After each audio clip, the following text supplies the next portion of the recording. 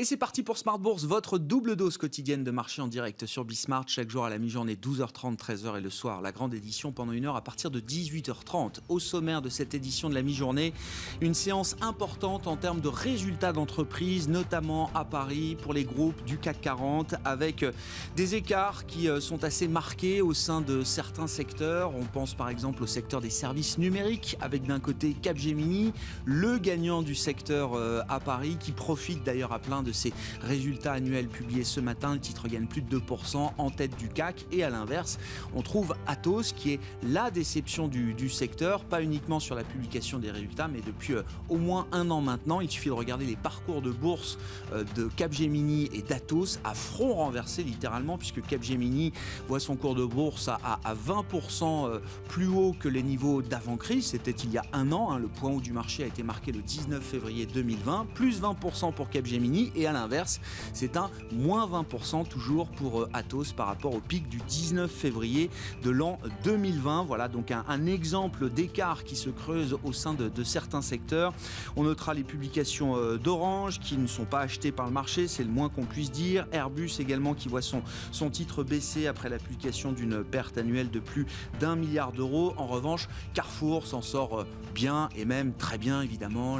L'année pandémique a profité à l'activité de Carrefour qui signe une année exceptionnelle et qui va même se permettre de reverser son dividende en cash, alors que depuis plusieurs années, Carrefour ne versait plus qu'un dividende en actions. C'est le signe quand même d'une santé financière qui semble être retrouvée. Et Alexandre Bompard en plus qui revient sur l'affaire Couche-Tard. L'offre du Canadien montre que Carrefour est redevenu un groupe attractif. C'est l'enseignement retiré par le directeur général de Carrefour, Alexandre Bompard, qui commentait ce matin ses résultats devant les analystes. Changement de gouvernance chez Bouygues, à noter le départ donc de Martin Bouygues, qui reste président du groupe, mais qui quitte ses fonctions de directeur général qu'il occupait depuis plus de 30 ans maintenant. Et sans surprise, c'est Olivier Roussat, directeur général délégué, qui lui succède comme directeur général du groupe Bouygues. On reviendra sur ces publications dans un instant avec Franklin Pichard à mes côtés en plateau, le directeur général de Kipling Finance. Et puis noter parmi les faits marquants de la journée, l'affaire GameStop qui sera étudiée par les élus américains, puisque différentes parties prenantes, différents acteurs de l'affaire GameStop seront entendus aujourd'hui par la commission des services financiers de la Chambre des représentants américaine.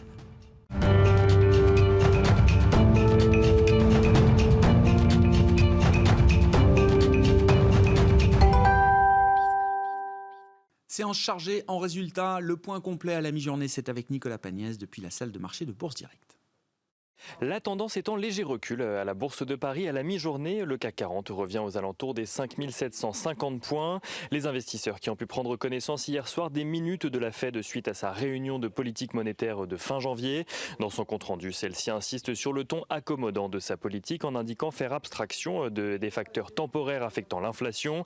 Les minutes ne font pas mention de changements substantiels de la politique monétaire de la Fed à court terme, ni de réduction d'achat d'actifs à venir. La Fed préfère insister sur le temps qu'il faudra à l'économie américaine pour atteindre les objectifs qu'elle s'est fixés. Il n'en reste pas moins que cette politique accommodante, couplée à la perspective d'un plan de relance aux États-Unis et les premières statistiques encourageantes au mois de janvier sur la reprise économique, font grimper les anticipations d'inflation. Le 10 years break-even rate, qui mesure les anticipations d'inflation à 10 ans, se situe aux alentours des 2,24% aujourd'hui, un niveau que l'indice n'avait pas atteint depuis 2014.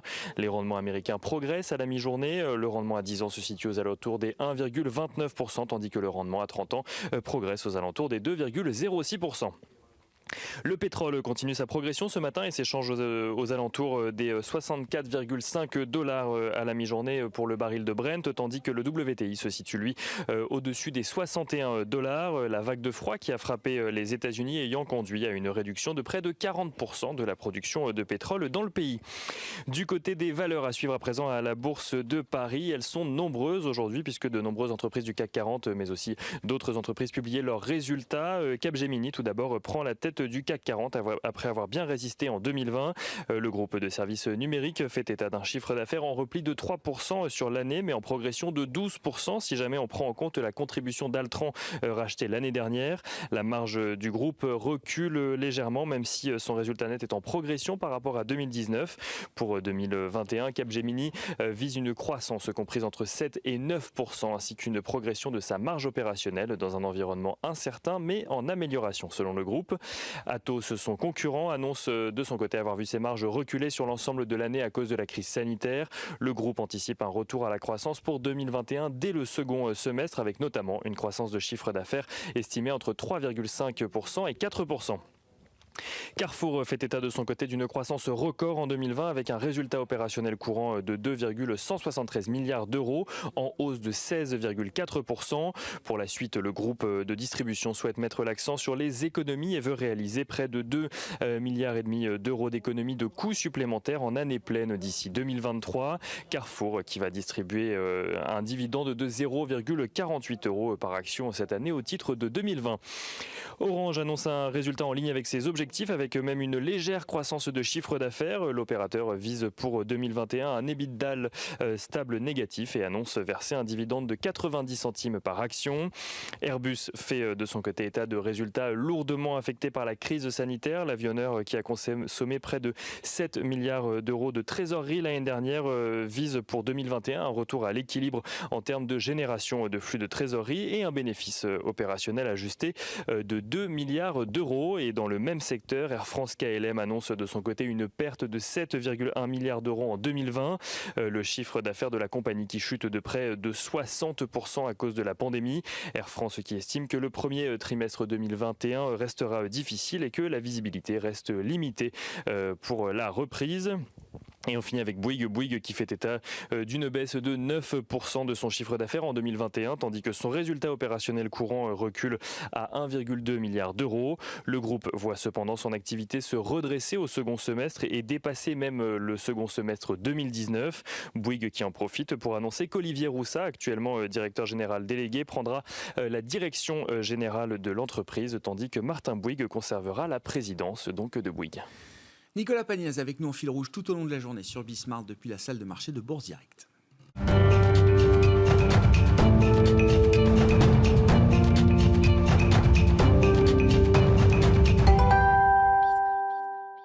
Grosse séquence de résultats donc pour les entreprises du CAC 40 notamment, grosse séquence de résultats pour les entreprises européennes aujourd'hui dans leur ensemble. Et Franklin Pichard qui est à mes côtés en plateau pour quelques remarques, quelques commentaires sur cette série de publications, directeur général de Kipling Finance. Bonjour et bienvenue Franklin. Bonjour Grégoire. Peut-être attaquons effectivement avec cette séquence de résultats.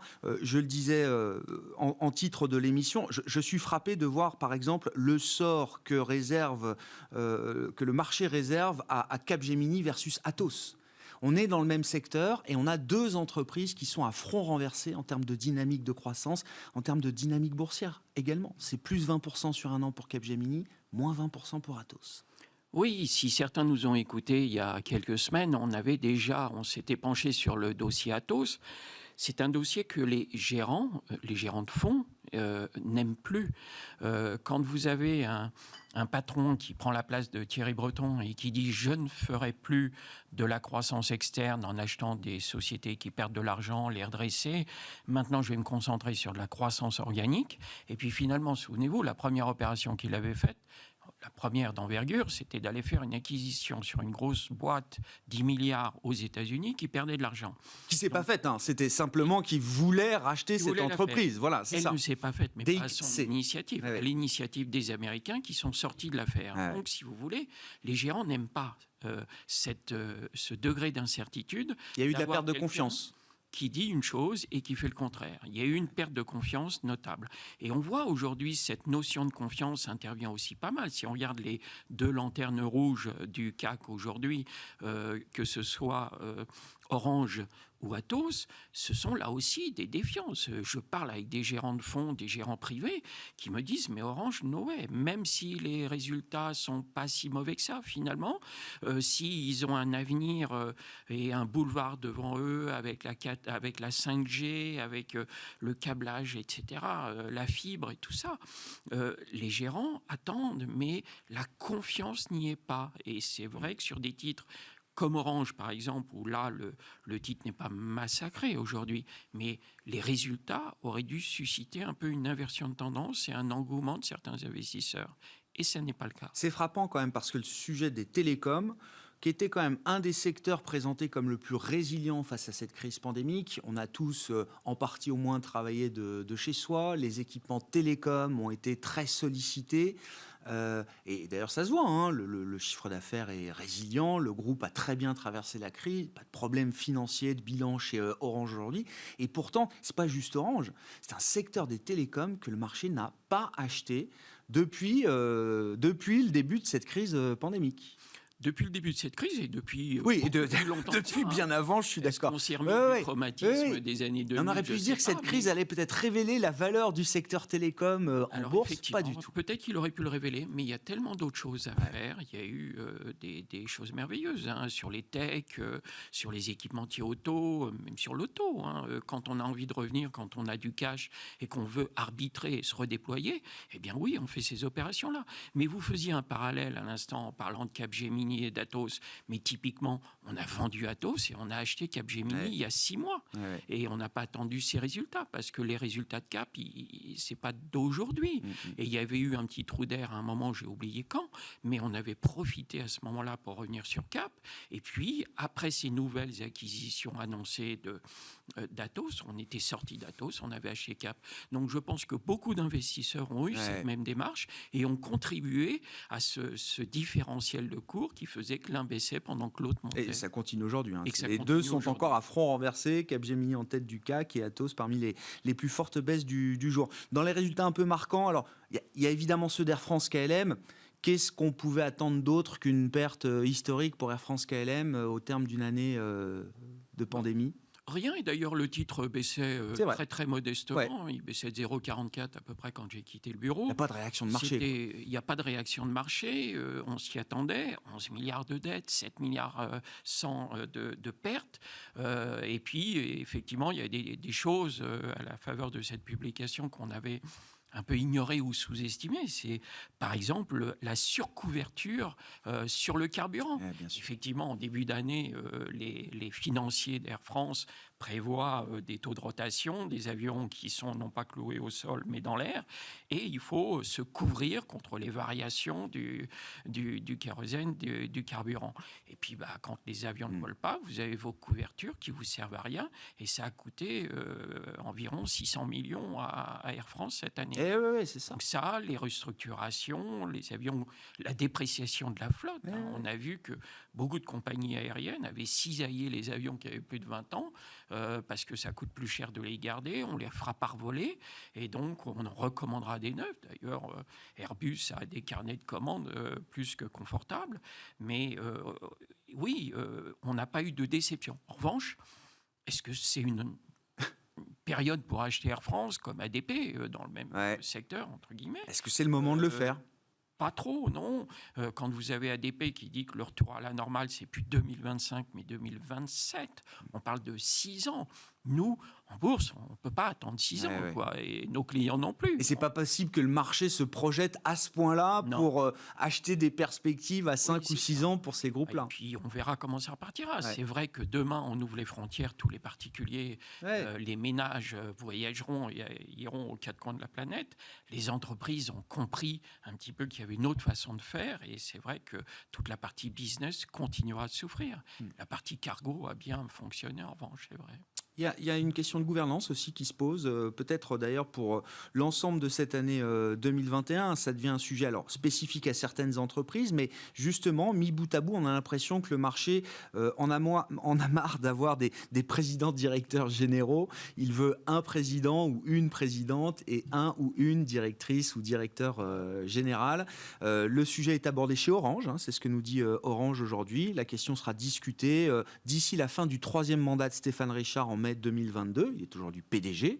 La question est réglée d'une certaine manière chez Bouygues, puisque Martin Bouygues conserve son poste de président, mais lâche les rênes de la direction générale à Olivier Roussat. Et puis il y a le sujet Danone. Sujet Danone, avec un conseil d'administration ce soir qui doit entériner les résultats qui seront publiés demain. Et là, une question de gouvernance qui devient assez urgente. Oui, assez problématique, plus qu'urgente, enfin urgente et problématique.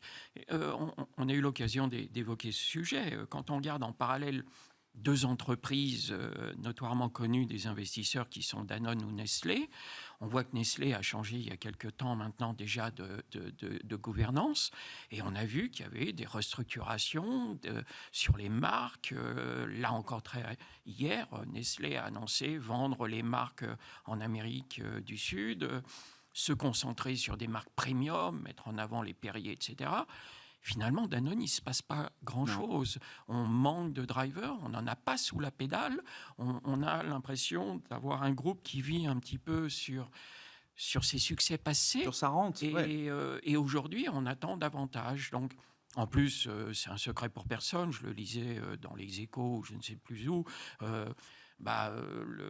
Son patron actuel est quand même très contesté. Il y a quand même énormément de turnover dans les équipes. Beaucoup de gens sont pas bien dans l'entreprise. Donc, ça contribue à une ambiance morose. Et c'est vrai que là aussi, les investisseurs n'ont plus trouvé Danone sexy depuis quelques années. Est-ce que c'est le moment de s'y réintéresser, Franklin ? Écoutez, on va avoir une assemblée demain, on va voir un petit peu ce qui va en ressortir. Ça a commencé à titiller. Nous, on est revenu un peu dessus. On a commencé à jouer dans le thème, et on l'avait évoqué ici il y a fin de l'année dernière ou tout début janvier. On avait dit qu'une de nos thématiques, entre autres, ISR, ESG, et donc les changements de gouvernance dans les entreprises, avec les fonds activistes qui s'invitent, on l'a vu en fin d'année dernière chez Unibail, qui s'invitent un petit peu dans les assemblées. Ça bouge les choses, et ça ne peut être que bon. Je pense en plus que les actionnaires de Danone aujourd'hui commencent à être impatients parce que ça fait longtemps que ça dure. C'est le moins qu'on puisse dire. Les résultats de Danone seront publiés demain avec ceux d'Hermès et de Renault pour terminer cette semaine. Merci beaucoup Franklin. Franklin Pichard qui était à mes côtés en plateau, le directeur général de Kipling Finance.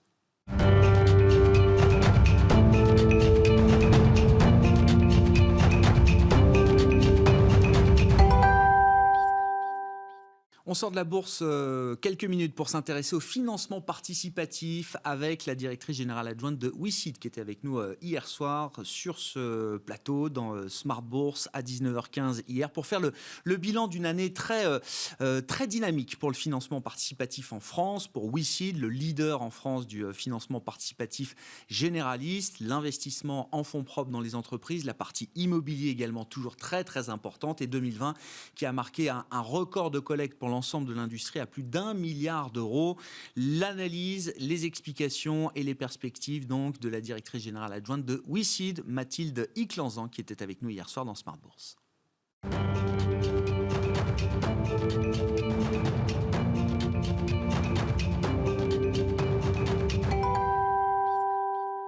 Alors même au-delà de 2 ans, même depuis 6 ans, puisque le financement participatif a été multiplié par 6, il a dépassé le milliard cette année. Donc en effet, il se place comme un investissement de tout premier plan, qui est en train vraiment de séduire, de se démocratiser. On a de plus en plus d'investisseurs qui sont intéressés par ce mode de placement, et on a de plus en plus donc d'acteurs économiques qui s'y intéressent aussi, de par son agilité, de par tout ce qu'il permet en fait de dans des rythmes rapides de financer. Ouais, effectivement, vous l'avez dit, le chiffre clé, c'est plus d'1 milliard de collectes sur 2020. On est sur des progressions de plus de 50%, je crois, depuis plusieurs années maintenant, avec de plus en plus d'investisseurs particuliers. Oui. Des tickets moyens qui augmentent aussi, je crois, Mathilde ? Oui, des tickets moyens, des opérations qui sont aussi de plus en plus élevées. Alors, il est quand même important de préciser que dans le financement participatif et dans ce milliard, c'est plus de 50% qui sont relatifs au secteur immobilier. Ouais. Donc, c'est plus de 500 millions. C'est des opérations moyennes donc de 900 000 euros à peu près sur l'année 2020. C'est un montant, c'est un volume qui est en train d'énormément augmenter. Et le ticket moyen, oui, augmente. En tout cas, chez WICID, nous sommes aux environs de 1000 à 1500 euros par ticket d'investisseurs. Et ce sont des tickets qui se reproduisent entre 6 et 8 fois par an, donc environ 10 000 euros par an par investisseur sur le financement participatif, au moins de l'immobilier. Ouais. Et alors, parlons de l'immobilier, effectivement, quand on parle d'une logique d'investissement, parce qu'il y a différentes logiques dans les plateformes de crowdfunding, mais la partie investissement est très importante. Quand on parle d'investissement, l'immobilier, c'est incontournable. On est en France. Quel est le constat que vous dressez justement sur la partie immobilière chez WICID en ce début d'année 2021, sachant que l'immobilier, alors, a été un secteur, en tout cas certains segments du marché immobilier se retrouvent quand même aujourd'hui en grande difficulté? Oui, alors ça a été une année un petit peu inédite. Pour autant, donc les volumes ont énormément augmenté. L'année 2021 recommence de feu de Dieu. Sur la même tendance. On a eu une période en 2020 de forte stagnation, donc au deuxième trimestre. Un regain un petit peu pendant l'été et une très très forte accélération. Rien que sur le mois de janvier, là sur WICID, on a passé à peu près 40 dossiers donc, qui représentent quasiment 50% de notre année 2020. Ah oui. Donc on est très étonnés et il faut qu'on suive le rythme qui est très très très important. Quel type d'immobilier effectivement là trouve de l'appétit chez les investisseurs? Pendant longtemps, ce sont surtout les promoteurs qui ont trouvé un financement des effets de levier bancaire, puisqu'en fait on finance les fonds propres des promoteurs immobiliers. Et de plus en plus, on voit arriver les marchands de biens. Et sur WICID, en tout cas, sur l'année 2020, on a essentiellement financé la majorité des investissements qu'on a proposés étaient pour les marchands de biens. Donc ça représente à peu près 51% du volume. Pourquoi les marchands de biens? Parce que le crowdfunding leur permet de se substituer de temps en temps à des financements bancaires, mais en plus de saisir des belles opportunités, notamment de réhabilitation, de surélévation, qui leur permettent de répondre à la transformation des modes de vie, à la transformation des villes. Ouais. Et oui, effectivement, quel type de segment d'immobilier là trouve de la place sur votre plateforme? C'est du résidentiel, du commercial, c'est de la logistique? C'est essentiellement du résidentiel aujourd'hui, puisque dans les cœurs de ville, c'est essentiellement du résidentiel. Il y a un petit peu de tertiaire, notamment dans les rez-de-chaussée. D'accord. Mais c'est vrai que tout est drainé essentiellement par le résidentiel. Oui. Dans le bilan 2020, je vois que le rendement brut annuel pour l'immobilier en financement 9,3%. Ce sont des taux qui font rêver. Net, c'est 6,5%. Avec des risques. Alors, c'est ça la question. Net, c'est 6,5%. C'est-à-dire que c'est quand même une fois et demie, 2 fois le rendement d'une SCPI, on va dire, globalement. Et j'allais dire, c'est un rendement pour l'investisseur qu'on ne retrouve peut-être que sur la partie action quand on va au bout de la logique de risque. Oui, et puis au bout de quelques années, avec une illiquidité qui est complètement. Mais je veux dire, c'est quand même un rendement qui est spectaculaire dans le monde dans lequel on vit. C'est très attractif et c'est la raison pour laquelle, notamment, et encore une fois, je parle de WICID en toute connaissance de cause, puisqu'aujourd'hui, par exemple, pour lever 1 million, 1,5 million d'euros, on va mettre 20 minutes. Donc on a une très très forte attraction de la part des investisseurs qui en demandent énormément. Et c'est vrai qu'à 9,3%, c'est quelque chose que vous ne trouvez nulle part. Donc forcément... c'est un rendement qui est soutenable. Il n'y a pas de raison au moins que sur l'horizon visible de 2021, ce rendement diminue fortement. Il y a de plus en plus de plateformes qui interviennent. Donc il y a une très très forte concurrence entre plateformes. Pour autant, aujourd'hui, non, on restera quand même sur des taux attractifs.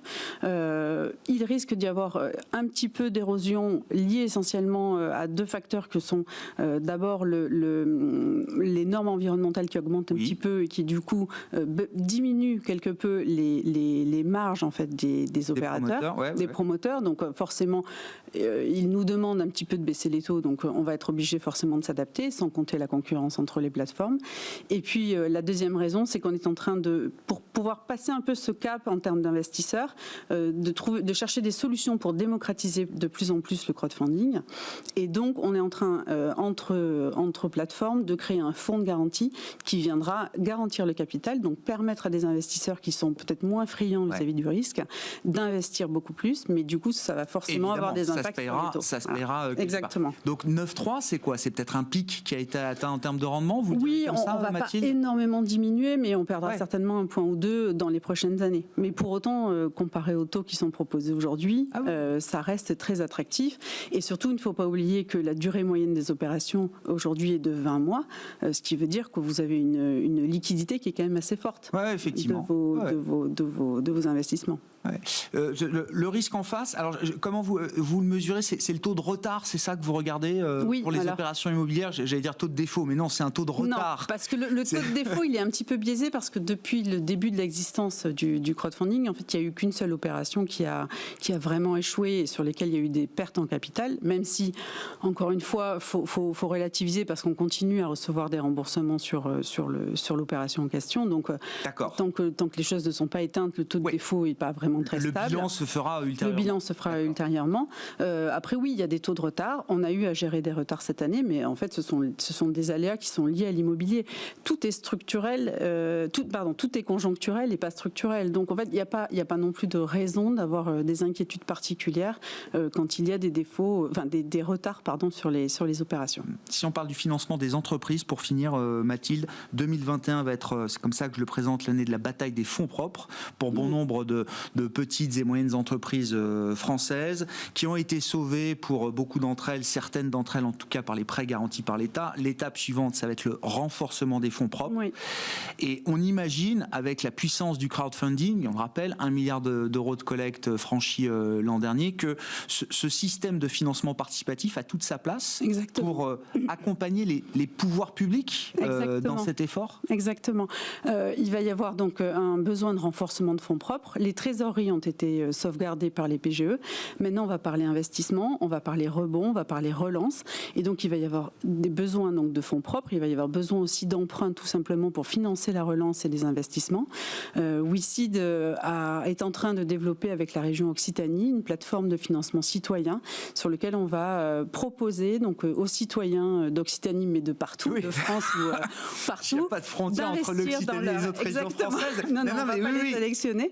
Et d'investir dans les sociétés qui les touchent, qui sont locales et qui répondent à la proximité et les actifs tangibles, en fait, dans les entreprises qui sont à côté de chez eux. Et donc, c'est pour nous quelque chose d'important. Et on revient en plus dans l'histoire et dans l'ADN de WeSeed lors de sa création. Ouais. Alors, Occitanie, parce que je crois que vous êtes basé à Toulouse, je ne dis pas de bêtises, donc c'est la région.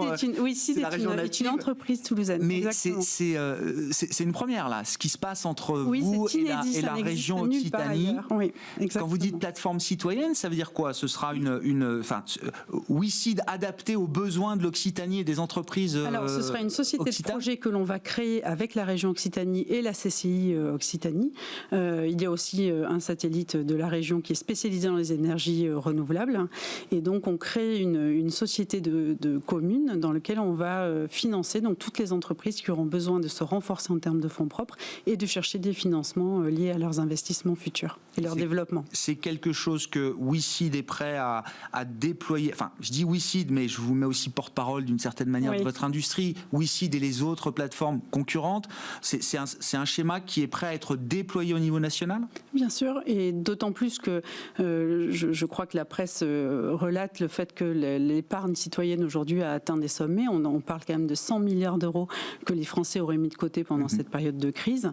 Et donc, elle a toute sa place et le crowdfunding a vraiment toute sa place pour financer cette relance et accompagner aujourd'hui les acteurs publics dans cette démarche.